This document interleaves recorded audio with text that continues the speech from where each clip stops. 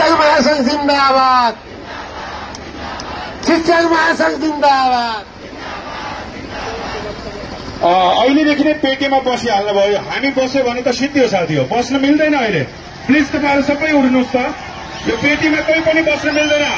हामीलाई बस्न थाक्न छुट छैन, हामीलाई बस्न थाक्न गल्न छुट छैन साथी हो।